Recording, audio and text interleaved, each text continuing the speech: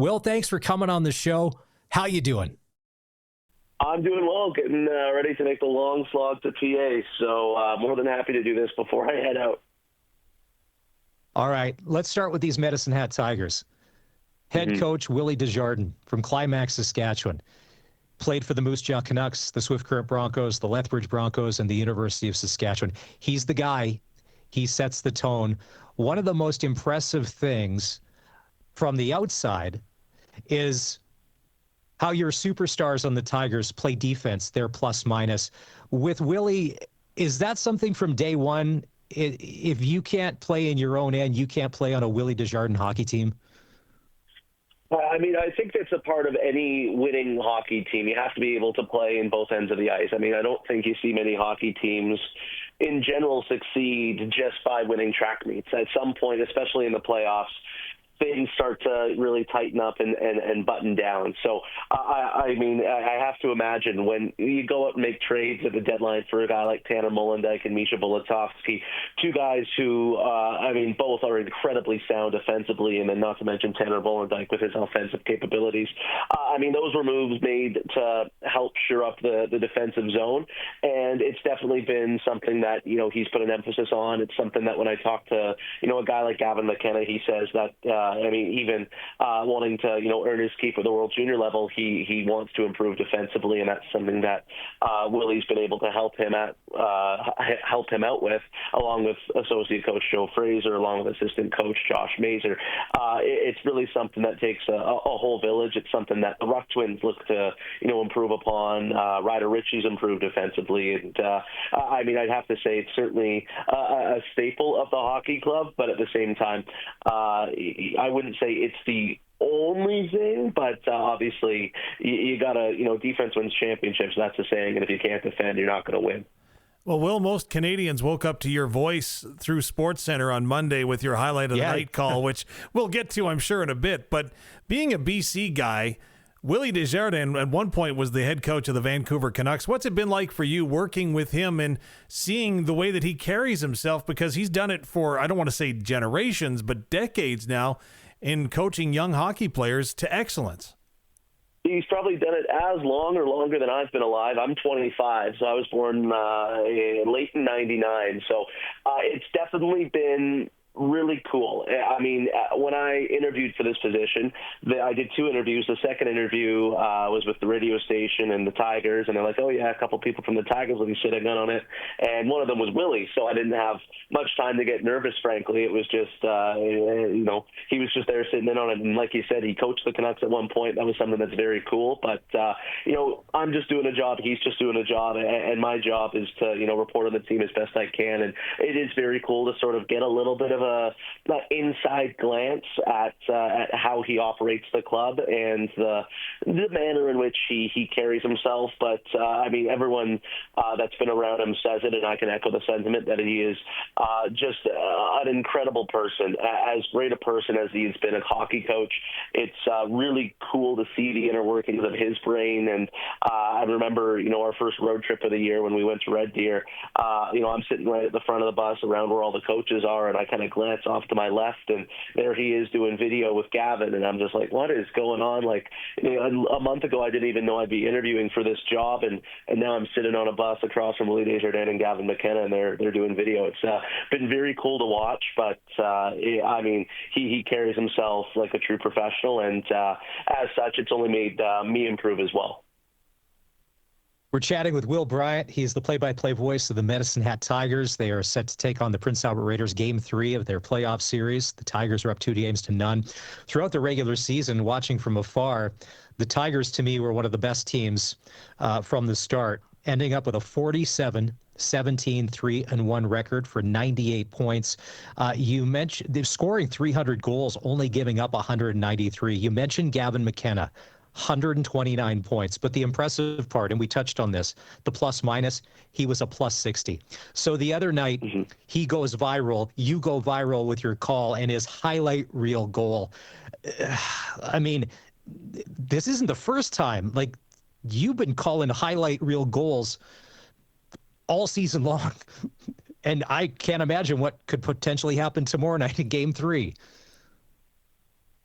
Yeah, it's been kind of crazy to just sort of see the way that he operates. The thing that you kind of see in that clip is the way that he generates space for himself. That's a move that, believe it or not, he'll do along the boards, a couple times a hockey game where he'll use the boards, play it back to himself, spin around, make a button hook, create space, wait for his line mates to catch up, and there he's able to do that in the middle of the ice. I mean, it's been remarkable to watch what he's been able to create. I mean, this team in general has created a lot of incredible moments. They've just been outstanding since the Christmas break. If you include playoffs, they're 30 games above 500, 34, 4, 2, and 1. It's just unbelievable what this team's been able to sustain in terms of success here, and there's been a lot of turmoil, a lot of adversity. There's been injuries.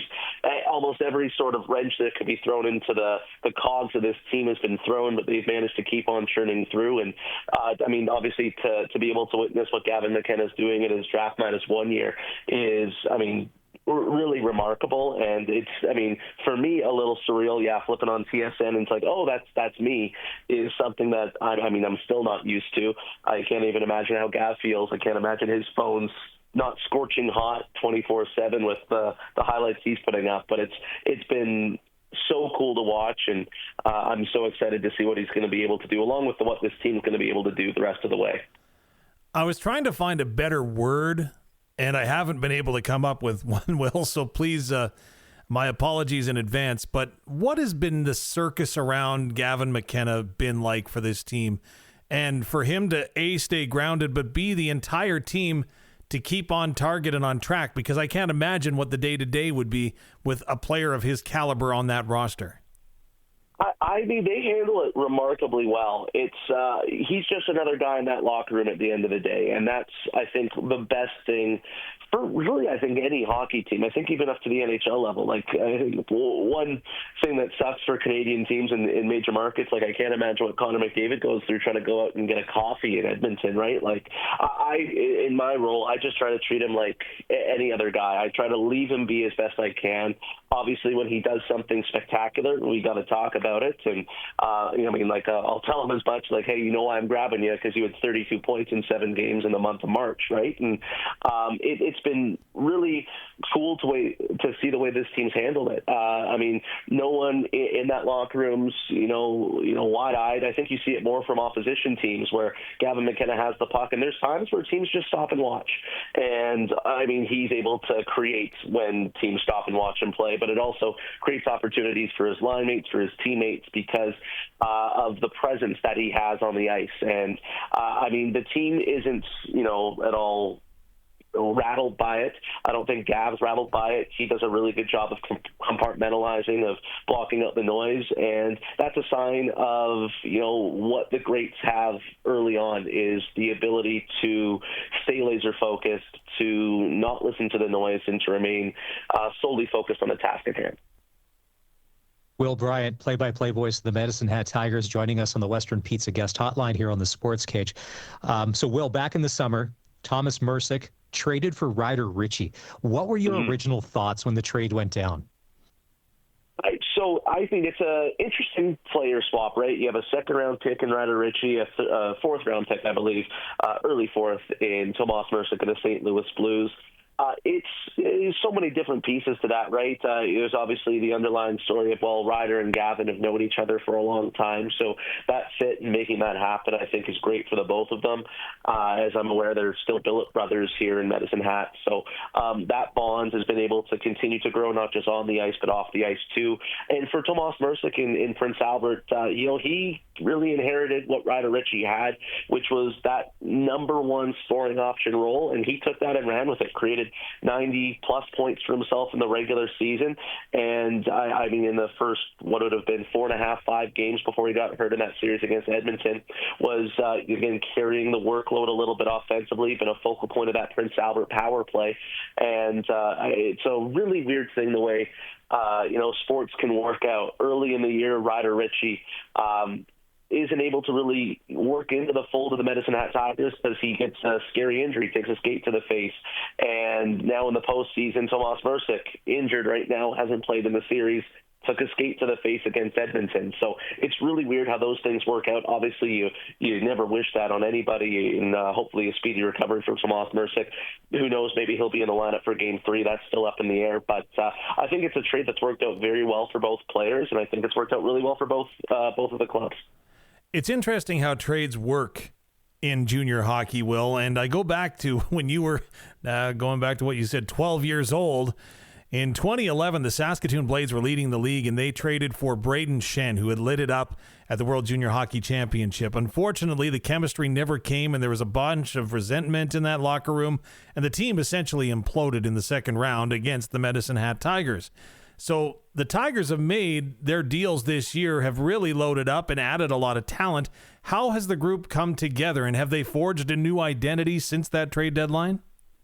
It's been remarkable to see the way that this team is gelled and bonded. One thing that I believe to be true and know to be true is you don't just need the talent to win a championship. Like, that obviously is a prerequisite to lifting any type of trophy at the end of the year. But you need to have the bond. You need to have the brotherhood and the camaraderie, and that is something that this team has. I've seen it really starting in September. It starts with the captain, Oasis Weisblatt, and it's weirdly been where every move they've made has brought this group closer. And to your point about the trade deadline, once all those moves were finalized, everyone could feel secure in their spot on this team.